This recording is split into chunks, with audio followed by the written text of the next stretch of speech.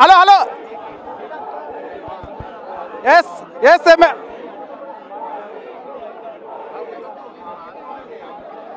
Yes MNR కవితని బయటకు తీసుకొస్తున్నారు. కవిత కూడా తన తనయుడికి ముద్దు పెట్టింది. తన భర్త అనిల్ కుమార్ని కూడా సెకండ్ ఇచ్చింది. ఇక స్టెప్స్ పై నుంచి నడుచుకుంటూ కిందికి వస్తుంది. హరీష్ రావుని కూడా కలిసింది.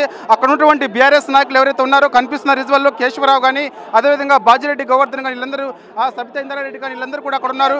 కవితకి వస్తున్న సమయంలో వాళ్ళందరూ కూడా కొంత ఆందోళన చెందుతూ ఉన్నారు. పైనుంచి చూస్తున్నాం చాలా స్పష్టంగా.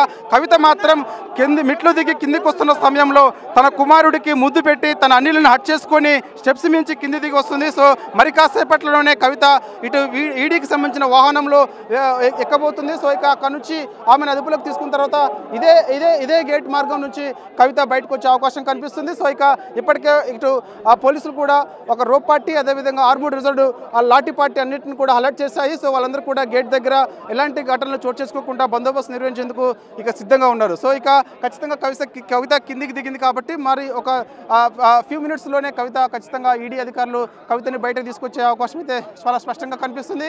కవితని కలిసేందుకు అక్కడికి చేరుకున్నారు సునీత లక్ష్మారెడ్డి. నర్సాపూర్ ఎమ్మెల్యేగా ఉన్నటువంటి సునీత లక్ష్మారెడ్డి కూడా అక్కడికి గేట్ దగ్గరకు చేరుకున్నారు. కానీ లోపలికి మాత్రం అనుమతి లేదని చెప్పేసి కూడా ఆమెను కూడా ఆపేసిన పరిస్థితి కనిపిస్తుంది. తను కూడా ఫోన్లో సంప్రదిస్తున్నారు. ఎవరితో మాట్లాడుతున్నారో కూడా స్పష్టత రావాల్సి ఉంది. సో ఇక మరి కాసేపట్లోనే ఆల్రెడీ కవిత తన ఇంటి నుంచి కిందికి దిగింది కాబట్టి ప్రస్తుతం మాత్రము కింద వెహికల్స్ దగ్గరనే కవిత ఈడీ అధికారుల ఆధీనంలో ఉన్నట్టుగా కూడా మనకైతే క్లారిటీ వస్తుంది. సో ఇక ఫ్యూ మినిట్స్లోనే కవిత ఇక బయటికి వచ్చే అవకాశం అయితే స్పష్టంగా కనిపిస్తుంది. సో ఇక ఇప్పటికే పోలీసు వాళ్ళు కూడా మొత్తం స్టేట్ పోలీస్ కూడా అలర్ట్గా ఉన్నారు.